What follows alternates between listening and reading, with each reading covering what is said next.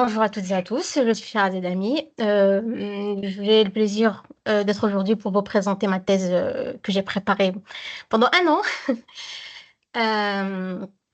euh, consacrée à un sujet qui me tient vraiment à cœur, qui est comment les entrepreneurs et les micro-entreprises peuvent exploiter l'IA et l'automatisation pour améliorer leur performance et favoriser leur croissance. Donc avant de commencer, je tiens à vous remercier, pour votre présence et votre attention et pour structurer, cette présentation, voici le sommaire. Tout d'abord, on va commencer par, l'introduction. C'est une petite surprise et ensuite, nous verrons les opportunités, puis les freins, les stratégies d'adoption et ensuite, la conclusion. Donc pour l'introduction, je vais laisser, mon assistante. Bonjour à toutes et à tous, je suis l'avatar de Sharazed et j'ai l'honneur d'introduire son sujet de thèse. Nous vivons une époque où le temps est devenu la ressource la plus rare. Chaque jour, les entrepreneurs font face à des dizaines de tâches, de décisions et de responsabilités. Quand on est seul ou à la tête d'une micro-entreprise, cela devient un défi immense. L'intelligence artificielle et l'automatisation ne sont pas des concepts futuristes. Ce sont des outils réels, déjà accessibles, capables d'analyser, d'apprendre, de créer et même d'exécuter certaines actions à notre place. Elles ne remplacent pas l'humain. Elles l'accompagnent. Elles le déchargent. Elles le renforcent. Ensemble, elles redéfinissent la façon de travailler, plus rapide, plus intelligent et finalement plus humain. Bienvenue dans un univers où l'IA et l'automatisation deviennent les alliés des micro-entrepreneurs, comme je suis l'allié de Sharazed aujourd'hui. Et maintenant, je laisse la parole à Sharazed. Donc voilà, on passe à la problématique centrale. Donc ma problématique de base, c'était comment les micro-entrepreneurs français peuvent-ils adopter et piloter efficacement l'intelligence artificielle et l'automatisation pour gagner du temps. Ensuite, améliorer la qualité du service, euh, renforcer la compétitivité et soutenir leur croissance, sans compromettre leur agilité ni alourdir leurs coûts et leurs performances. Donc, on a 4 problématiques. On a le gain du temps, la compétitivité, la qualité et la croissance. Donc, c'est, les objectifs. C'est Ils vont devenir les objectifs par la suite. Donc les 4 dimensions essentielles de l'étude. Donc, cette étude explore 4 dimensions clés pour comprendre comment les micro-entrepreneurs peuvent adopter l'IA et l'automatisation de manière efficace. Donc on a l'accessibilité des technologies. Donc, il y a énormément d'IA, mais il suffit de choisir celle qui nous convient et celle qui va, effectuer les tâches qu'on souhaite, de manière efficace et surtout rapide. Heu, je tiens à rappeler que nous, notre cible, c'est les solopreneurs, donc c'est les personnes qui gèrent une micro-entreprise tout seuls. Donc, ils ont personne pour les aider, dans tout ce qu'ils font, dans leur, travail, quoi. Ensuite, on a, les bénéfices mesurables, définir les indicateurs, précis, donc, le temps économisé, la réduction des erreurs, la satisfaction client, et les croiser avec des retours qualitatifs. Les freins à l'adoption, on a, comprendre les blocages, psychologiques, organisationnels ou financiers. On a la peur de perdre le contact humain, complexité technique et les coûts. Donc, moi, j'aurais pu faire cette présentation qu'avec l'IA, mais on va perdre, le contact humain. Donc, ça me complète. Ça ne me remplace pas, mais ça me complète. Ensuite, on a la stratégie, d'accompagnement.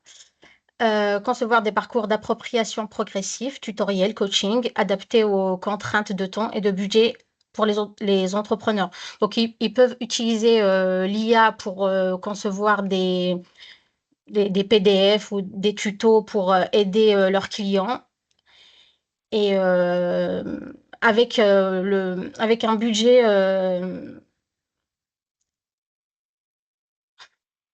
avec un budget plus moins coûteux que s'ils le font eux-mêmes avec des graphistes ou autres.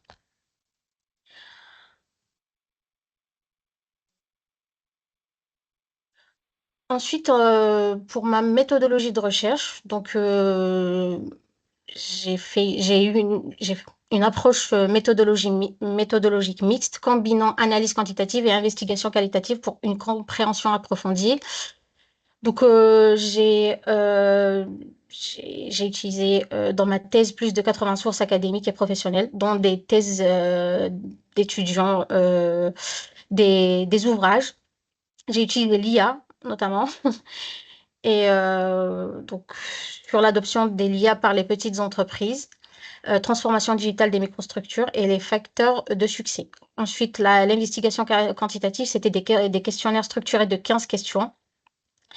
J'ai pris un échantillon de 30 personnes dans 14 microstructures.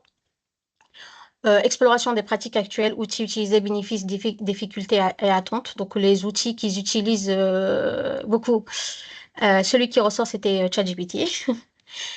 Et ensuite, le benchmark technique et économique. Donc, j'ai fait une analyse comparative d'une quinzaine de solutions.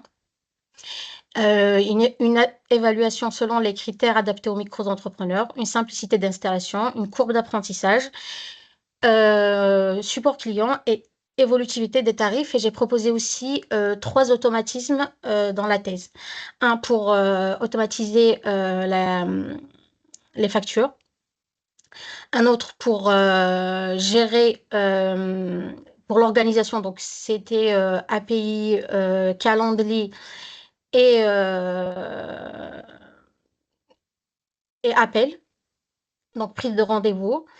Et le troisième, c'était pour la gestion de leur fiche Google My Business.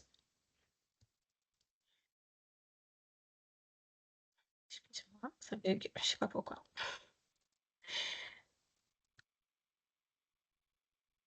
Pour donc j'ai fait une petite étude justement sur le taux d'adoption et les outils privilégiés. Donc on a un taux d'adoption de 56,7% d'utilisation de l'IA par les solopreneurs, les micro-entreprises. Donc on a les outils privilégiés répondant, privilégiés les outils offrant un rapport simplicité, fonctionnalité optimale, mais aussi coût.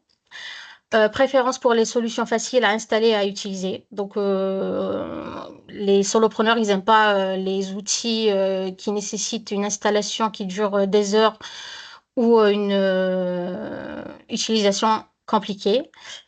Donc, l'importance accordée à la courbe d'apprentissage et au coût. Donc, pour les outils IA, les chatbots, donc on a ManyChat ou Tidio. J'ai essayé les deux. J'ai eu une préférence pour ManyChat. Pour l'automatisation, on a Zapier ou Make. Make, il est plus facile.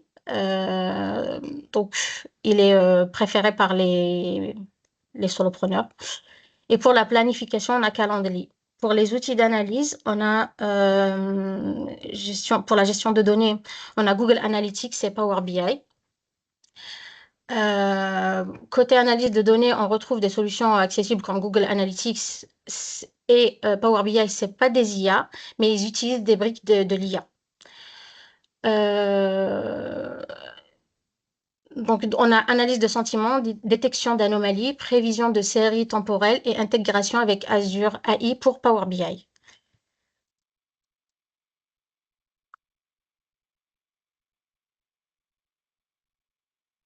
Euh, Pour les bénéfices constatés, donc j'ai fait une synthèse des avantages observés par les micro-entrepreneurs utilisant l'IA et l'automatisation. Donc, on a le gain de temps, donc l'automatisation des tâches répétitives comme les factures, libération pour les activités stratégiques. Donc, ils se concentrent plus sur la prospection, le marketing et réduction des heures administratives. On a la réduction des coûts, donc diminution des dépenses opérationnelles, notamment tout ce qui est création de vidéos, de contenu. Ce sera plus facile pour eux et moins coûteux. Donc, optimisation des ressources humaines. ils sont seuls, moins de besoin de sous-traitance pour certaines tâches. Donc, ils sont aidés par l'IA. Productivité, donc ils augmentent les tâches traitées par unité de temps. Optimisation des processus existants. La capacité à gérer plus de clients simultanément, notamment avec l'automatisation Calendly et leur, euh, leur planning. On a les nouveaux clients, donc services disponibles 24 heures sur 24 et 7 jours sur 7 avec les chatbots et les callbots. Capacité à atteindre de nouveaux marchés et expérience client améliorée. Et ces bénéfices ont été identifiés dans notre étude auprès des micro-entrepreneurs français utilisant l'IA et l'automatisation dans leur activité quotidienne. Donc on passe aux obstacles et freins à l'adoption. Donc les micro-entrepreneurs se heurtent à plusieurs barrières qui empêchent l'adoption efficace des technologies d'IA dans leur activité. On a les freins psychologiques, peur de perdre le contact humain, résistance au changement, manque de confiance en l'IA. C'est quelque chose de nouveau. C'est un peu comme l'apparition de Internet. Tout le monde avait peur de l'utiliser, mais là, aujourd'hui, ça devient une évidence qu'on ne peut pas vivre sans Internet. Et on a les freins financiers, coûts d'acquisition des solutions, coûts cachés d'intégration, manque de budget alloué à l'innovation. Ensuite, on a les freins organisationnels, donc manque de structure pour l'adoption, difficulté à s'adapter aux nouvelles procédures, parce qu'il y a il y a tout le temps des procédures et des nouvelles lois, et isolation des micro-entrepreneurs. Ils sont laissés à eux seuls, donc ils doivent se débrouiller et trouver une solution rapidement. On a les freins techniques, complexité technique des outils, manque de compétences pour l'utilisation, incompatibilité avec les systèmes existants. Donc, c'est différent d'un domaine à un autre. Quelqu'un qui travaille dans la finance et quelqu'un qui travaille dans le marketing digital, c'est pas pareil. Parce que la personne qui travaille dans le digital, il est quand même amené à utiliser ces outils constamment. Quelqu'un qui est dans un autre domaine, c'est nouveau pour lui et donc il doit apprendre. Donc, la plupart des micro-entrepreneurs ont besoin d'un accompagnement personnalisé pour surmonter ces barrières. On a la stratégie d'accompagnement recommandée, donc concevoir des parcours d'appropriation progressifs adaptés aux contraintes de temps et de budget des micro-entrepreneurs. Donc, on a les tutoriels, auto-apprentissage à rythme adaptable, focus sur les fonctionnalités essentielles, ressources disponibles à tout moment. Ensuite, on a les ateliers, on a l'apprentissage par la pratique. On apprend toujours mieux tout seul. Donc, le partage d'expériences entre pairs, solutions adaptées aux besoins spécifiques. Ensuite, on a le coaching, accompagnement personnalisé, diagnostic des besoins spécifiques et élaboration d'un plan complémentaire. Bon. On a l'adaptabilité. Pardon.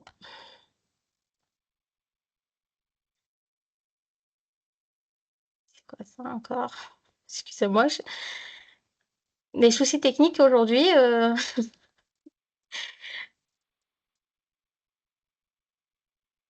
Voilà. Donc, on a la contrainte de temps et la contrainte budgétaire. Ensuite, on a les recommandations opérationnelles. Pour favoriser l'adoption de l'IA par les micro-entrepreneurs, nous recommandons les actions suivantes. Donc, identifier les outils adaptés, sélectionner des outils d'IA qui offrent un rapport simplicité-fonctionnalité optimale et qui correspondent aux besoins spécifiques de l'activité. Donc, il faut choisir son outil dès le départ. Ensuite, analyser les freins à l'adoption, comprendre les blocages psychologiques, organisationnels ou financiers, peur de perdre le contact humain, complexité technique et les coûts. Proposer des stratégies d'accompagnement personnalisées, donc concevoir des parcours d'appropriation progressifs, tutoriels, ateliers, coaching adaptés aux contraintes de temps et de budget des micro-entrepreneurs. Guide d'implémentation, donc on va commencer par un projet piloté avec impact immédiat, développer progressivement la complexité des tâches automatisées, réserver du temps pour l'apprentissage et l'adaptation, demander de l'aide externe pour les aspects techniques complexes. Pour les points d'attention, on a les solopreneurs doivent éviter les solutions trop complexes ou coûteuses, notamment dans l'automatisation s'ils sont pas, forts en code, il faut éviter n-eten. Ne pas négliger le caractère humain dans le service client. Commencer par les processus les plus répétitifs et les plus consommateurs de temps. Pour la conclusion et les perspectives, donc conclusion clé, j'ai conclu que l'IA et l'automatisation peuvent transformer l'activité des micro-entrepreneurs, libérant du temps et améliorant leur qualité de service. Il privilégie les outils offrant un rapport simplicité-fonctionnalité optimal, mais aussi coût.